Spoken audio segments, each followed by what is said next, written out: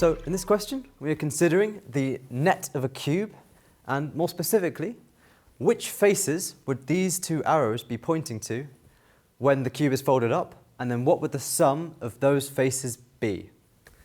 Now, the way that you'd work this out is simply by imagining the cube, trying to picture it in your head. And indeed, that's how I'd solve it as well. However, I can't really convey what I'm imagining.